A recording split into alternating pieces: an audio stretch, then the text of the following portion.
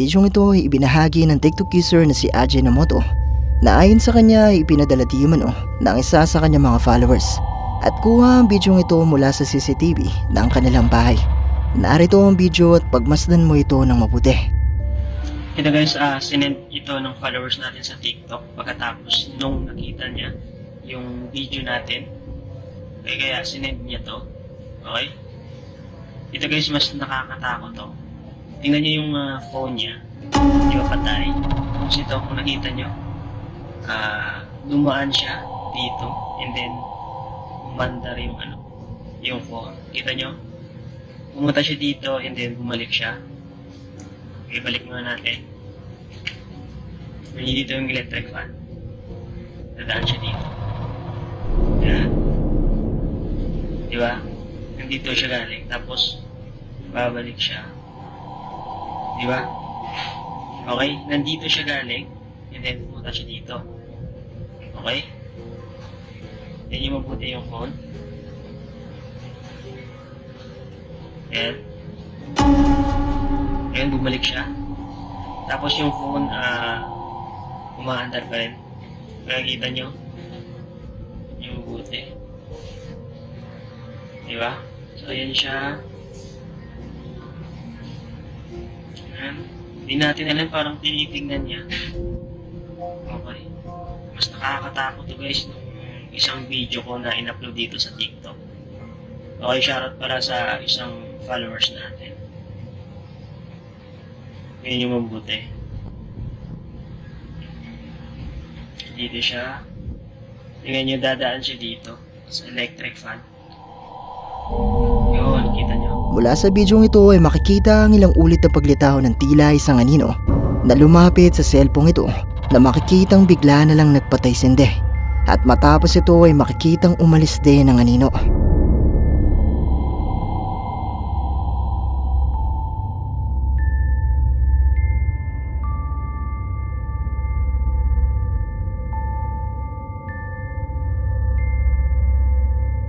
Ayon sa uploader ng bidyong ito ay pakiramdam niya ay konektado ang aninong ito sa cellphone na makikita sa bidyong ito at ang hinala niya ay ito ang multo na ang dating may-ari ng cellphone. Pero wala namang nabanggit na kwento ang kanyang follower tungkol sa cellphone ito. Pero kayo, isa nga kaya itong multo? Malaya kayong i-comment sa iba pa ang inyong opinion.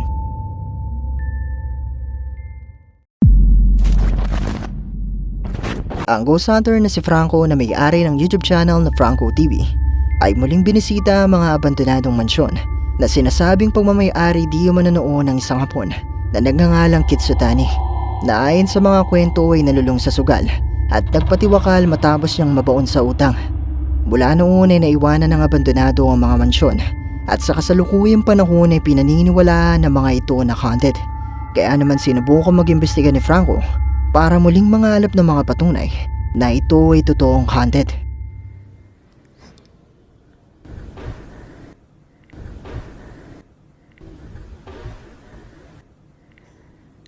You hear it? What the hell is that?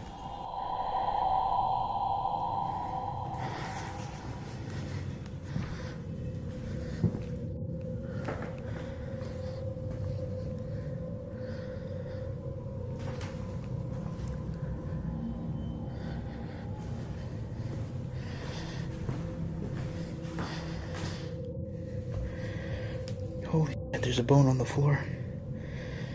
Right there. And someone's shoe.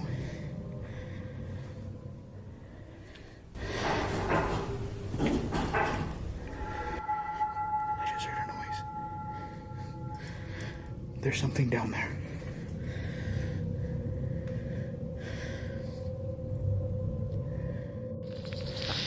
That's it. Let me see if I can make it clear as I can be.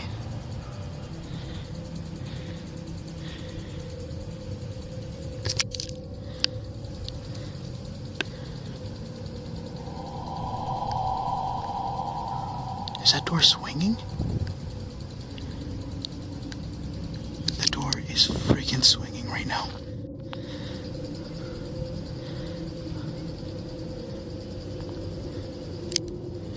Holy. me see if I see anything on the inside. Hold on, I'm gonna turn on my flashlight.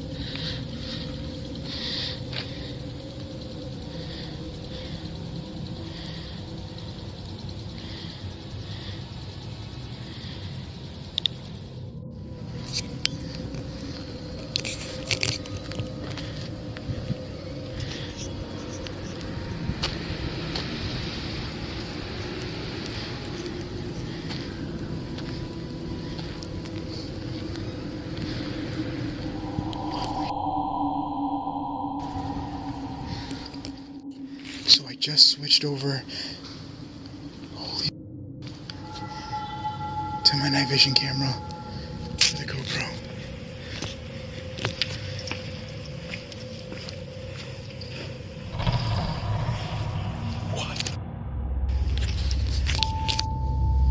Nagumpisang makarinig si Franco ng mga tunog, pero noong una ay wala naman siyang nakikitang kahit ano na posibleng gumagawa ng mga tunog na ito. At habang nasa labas naman si Franco ng mansyon, ay nakita niyang gumagalaw ang pintuang ito. Dilapitan nito ni Franco at bigla na lang tumigil ang paggalaw nito, pero wala naman siyang nakitang kahit ano na posibleng nagpapagalaw dito. Puedes abrir la puerta. Open the door for me. Come on. So I have been out here for about 20 minutes trying to see if these doors would open. I'm not getting any signs of responses.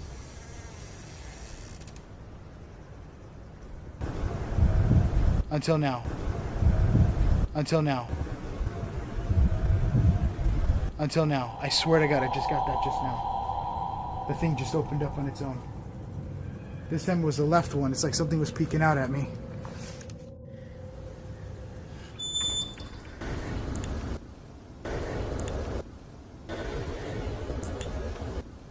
And this thing just opened. Right here, this was the left one. There is nothing.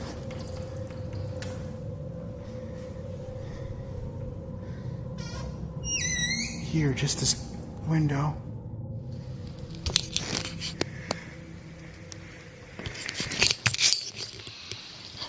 Listen.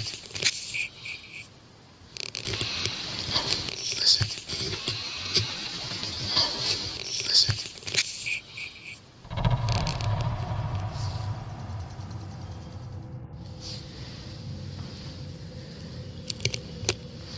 I check this room.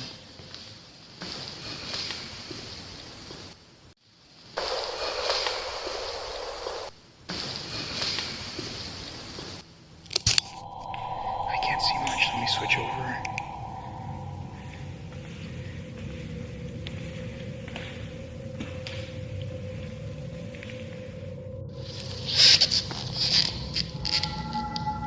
It's a marble.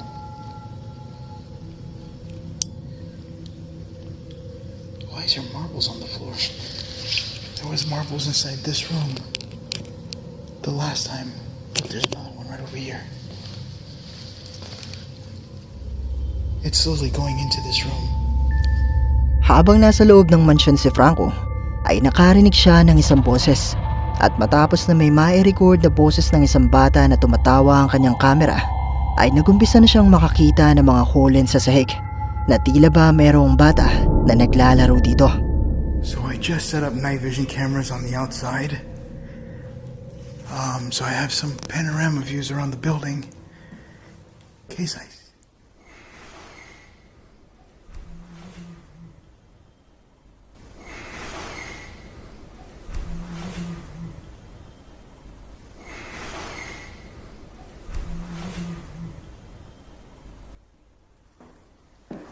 Listen.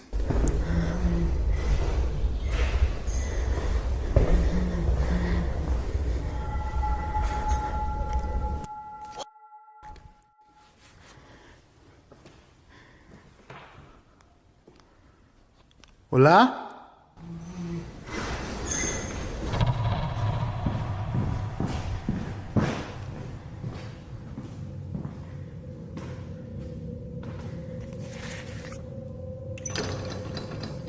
God, I am freaking out in here. Look at that, look at that. It just moved.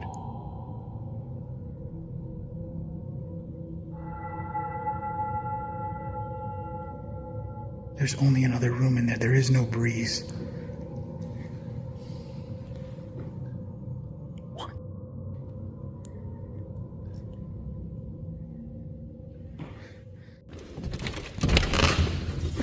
Oh my god. Oh my god.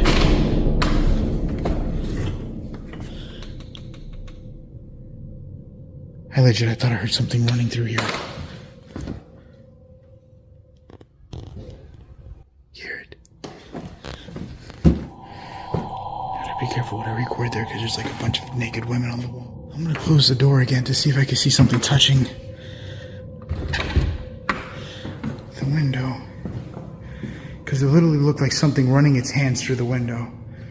I mean, I didn't see hands. I just saw this thing moving like somebody was brushing up against it, kind of with their hand. Holy, I feel like something's messing with me inside this room, like it's just amused with me being here.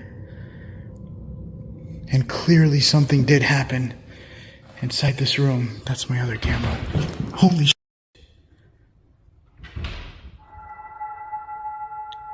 Hola?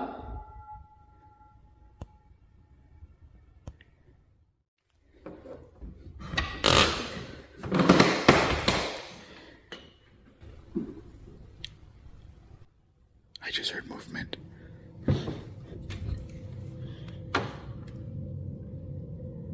It's like something is standing on this floor.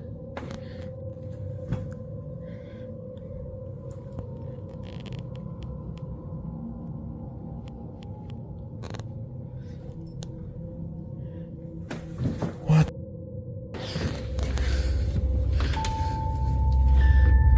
Nakarinig si Franco ng mga malalakas na tunog, pero hindi niya narinig ang tila mga boses ng tao na nagsasalita. At sa bahaging ito ay nakita naman ni Franco ang paggalaw ng isang kortina.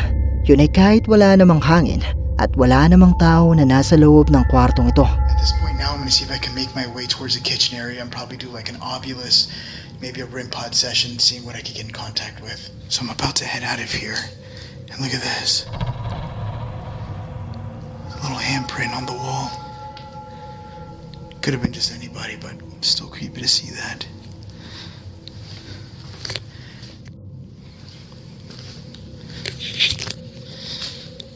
Alright, made it to the dining room set.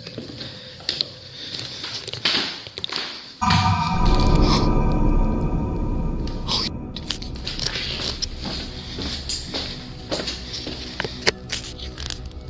I just saw somebody pass by. I'm gonna turn on my flashlight.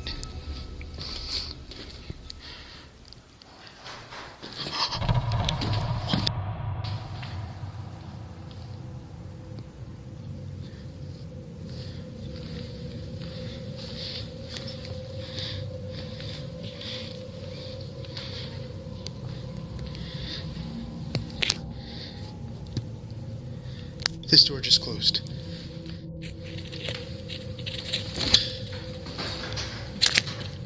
Shit. Hola.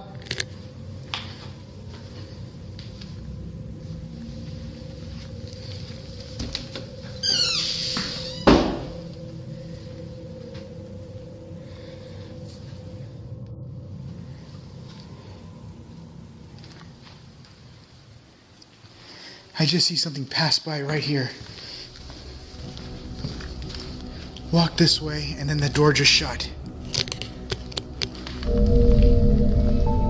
Habang patungo si Franco sa kusina ng mansyon, ay nakakita siya ng bakas ng isang maliit na kamay na sa tingin ni Franco ay kamay ng isang bata. At nang malapit na si Franco sa kusina ng mansyon, dito na niya nakita ang pagdaan ng isang itim na figura na mistulang isang bata.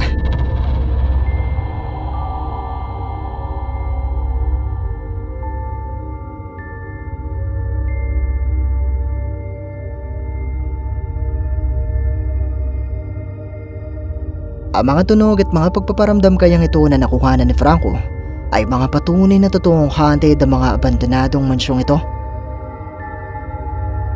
May isang batang multo nga kaya na nagparamdam at nagpakita kay Franco sa mansyong ito. Kayo, Ano sa palagay nyo?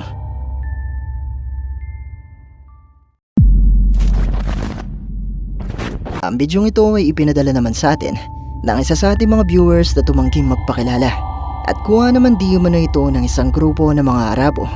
Isang gabi habang sinusubukan nilang itapoy ang di umano isang jinn na nasa loob ng isang abandonadong bahay. बाबा जी मैंने सुना है कि हनुमान चालीसा बोलनी चाहिए इन्हों के सामने की सोचे कोशिश करेगा बोलो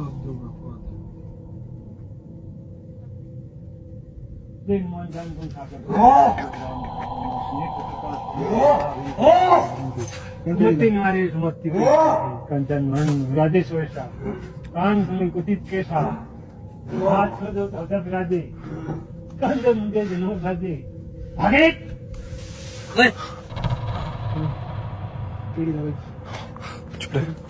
चुप रहो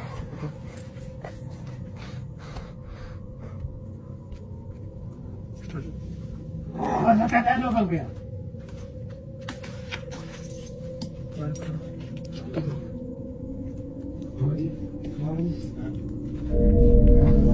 Makikita sa bidyong ito mula sa bintana ng abandonadong bahay ang tila isang tao o nilalang na may maitim na kulay at tumiilo pa ng mga mata na ayon sa ating sender ay isa di umanong jinn. At kapansin-pansin din di umano na tila napapagalaw nito ang isang puno na malapit sa bahay at lumalaban ito sa grupo.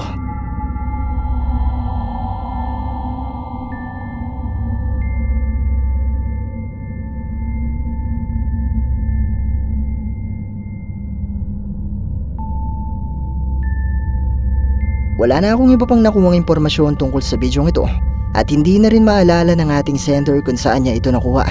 Pero isa nga kayang Jin ang nakuhanan sa bidyong ito. Kayo na ang bahalang umusga. Para sa kaalaman ng lahat, ang ating Facebook page na may 119,000 followers ay nahack nitong May 28, 2024 at bigo ako na mabawi pa ito kahit nakailang email na ako at contact sa support ng Meta. Kaya naman nagdesisyon ako na gumawa na lang ng panibagong page at iiwan ko na lang ang link sa description ng bidyong ito. Hinihikayat ko din ang lahat ng nakafollow sa Facebook page na ito na mag-unfollow at i-follow na lang ang ating bagong Facebook page nang sa gayon ay hindi na ito mapakinabangan pa ng hacker. At para mas maipakalat pa natin ang impormasyong ito, ay gusto kong i-screenshot nyo ito at i-comment sa nahack nating Facebook page. Yun lamang po at maraming salamat sa inyong lahat. Ang paranormal investigator na si Amy ng YouTube channel na Amy Script kasama ang kanyang nobyo ay bumisita sa isang abandonadong hotel sa Argentina na pinaniniwalaang haunted. Sa loob ng hotel na ito ay merong isang manika na nasa loob ng isang kwarto na nakapuko sa kanilang atensyon at sinubukan nilang imbestigahan. Aquí? Aquí? Is it in here? Is this where you want us to be? Is this the room? Sí. Toca muñecas. De nuevo. Again. We're back, yeah? I just said touch doll because my Spanish is really not good. And they said again, they want you to touch the doll again because you touched it last time. Okay, hang on, here I go. And now it just... That was really weird. I feel like we were directed to this just now. Toca mujeres. Touch the woman. Toca hombre. No toca hombre. Muñecas, mova muñecas, por favor. Nakatanggap ang dalawa ng mga salita mula sa kanilang app na tumutugma sa mga pangyayari. At habang nasa loob ang dalawa ng kwartong ito ay sinubukang humiling ni Amy na pagalawin ng kung anumang naroon ang manika.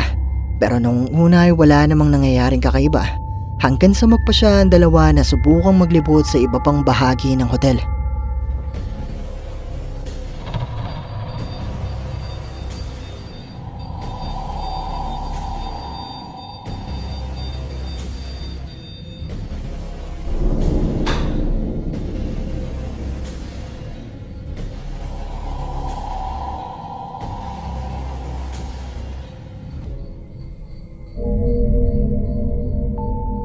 Nilagyan ng dalawa ng catball ang kamay ng manika at nag-setup din sila ng REM pad malapit dito. At matapos nga nilang iwan ng manika ay makikitang umilaw ang REM pad Natutunog at iilaw lamang kung meron man nalalapit at hahawak dito. At makikita nga natin sa bidyong ito na wala namang humakawak o lumalapit dito. Maya-maya pa ay unti-unting gumalaw ang braso ng manika na tila ba inihagis ang catball. Sinubukan pang i-check ni Amy kung maluwag lang ba ang braso ng manika, pero napagtanto niya na matigas ito at hindi ito basta-basta nagagalaw.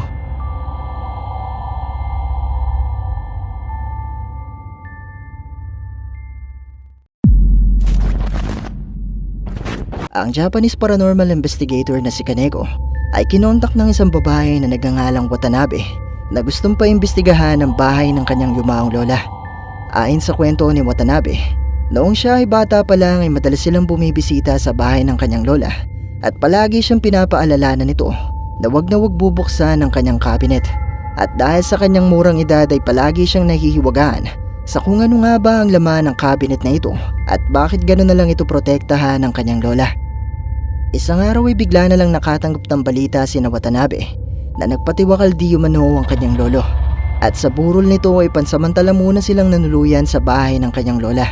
At isang gabi, nakarinig siya ng mga tunog sa ibaba ng bahay nito. At sa kanyang pagbaba ay nakita niya ang kanyang lola na nakaupo sa isang lamesa.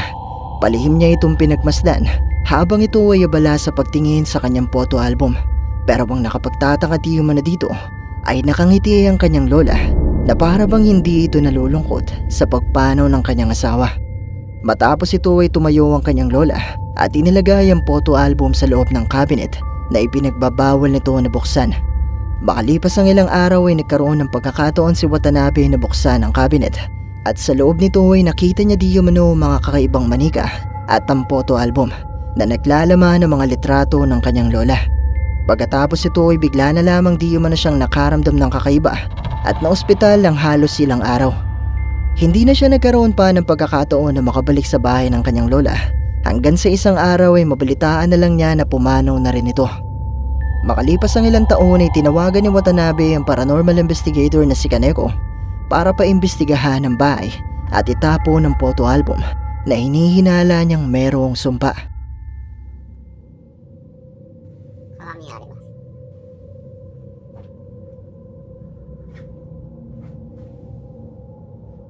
大きいテレビ。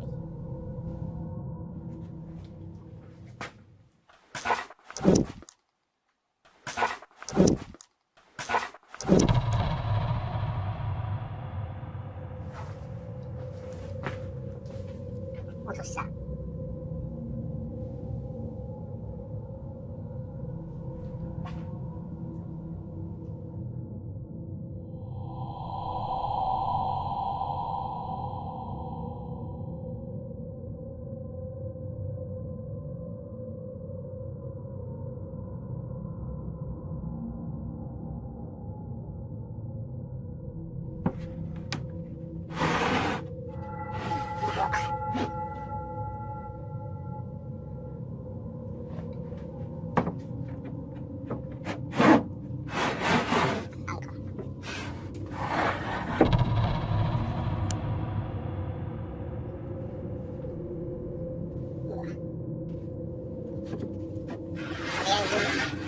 アルバムを見てみます。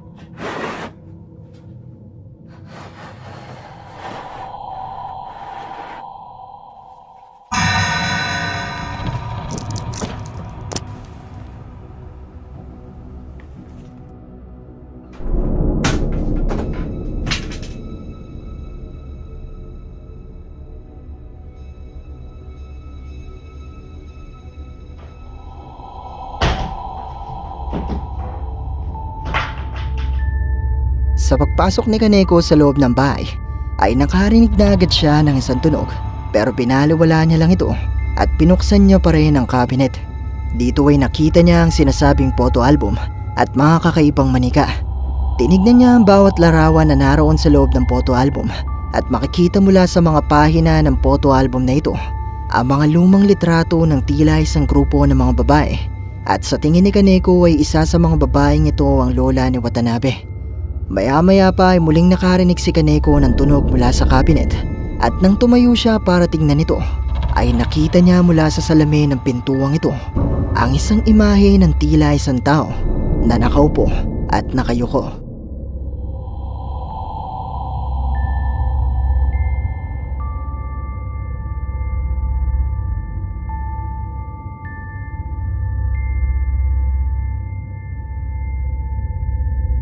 Matapos itong masaksihan ni Kaneko ay agad siyang tumakbo palabas ng bahay at iniwan na ang kanyang mga kamera sa loob nito. Ayon kay Kaneko ay bigla na lang di umanong sumama ang kanyang pakiramdam at nagtutulog di umano siya ng ilang araw matapos ang pangyayaring ito. Kaya naman tinawagan na niya ang paranormal investigator na si Meguro para ituloy ang kanyang misyon sa loob ng bahay na ito.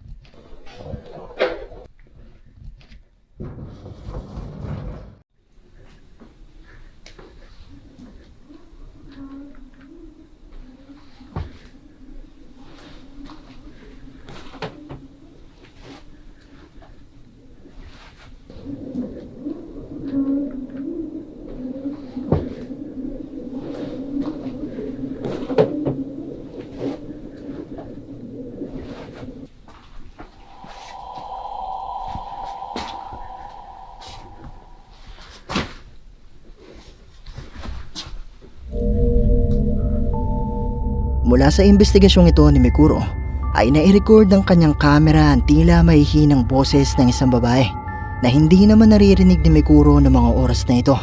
Matapos ito ay tinignan din ni Meguro ang photo album pero wala naman di umano siyang naramdamang kakaiba kagaya ni Watanabe at Kaneko.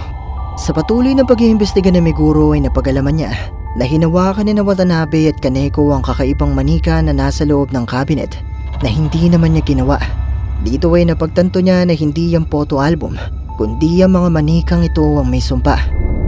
Napansin din ni Meguro sa bidyong ito ni Kaneko na mayroong mga sulat at buhok ng tao sa isa sa mga manika na dumagdag sa kanyang hinala na posibleng ang mga manikang ito na nasa loob ng cabinet ay mga budodal o mga manikang ginagamit sa pangungulam. Dagdag pa ni Meguro ay posibleng ang lola ni Watanabe ang may kagagawa ng pagpapatiwakal ng kanyang asawa na siyang magpapaliwanag sa kwento ni Watanabe na nakita niya di umano isang gabi ang kanyang lola na nakangiti habang nakatitig sa kanyang photo album. Ayon pa kay Meguro ay muli siyang bumalik sa loob ng bahay para itapon na sana ang photo album at ang mga manika, pero sa kanyang pagbalik di umano dito ay wala na ang mga ito ron.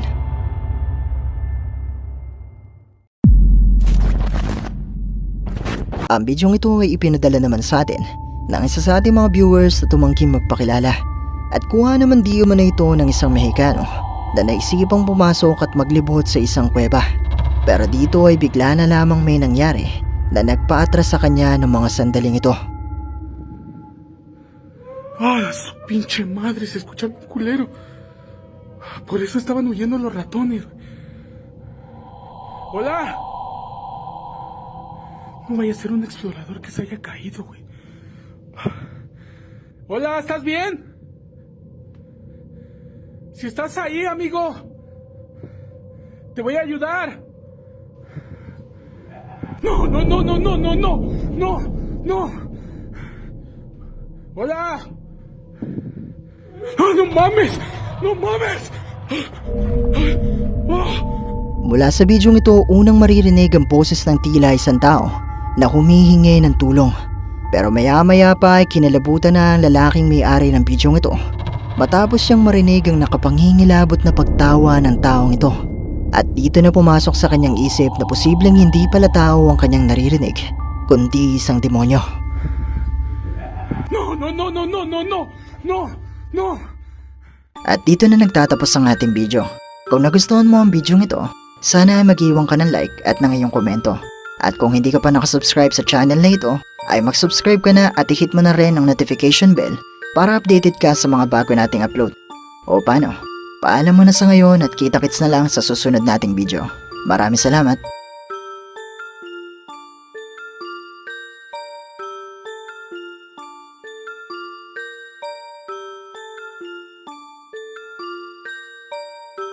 Hi! Kung meron kang mga videos na pwede nating i-content sa ating munting channel, i-email mo lang ito sa sircripstv@gmail.com o kaya naman na i-PM mo lang ako sa ating Facebook page. Maraming salamat!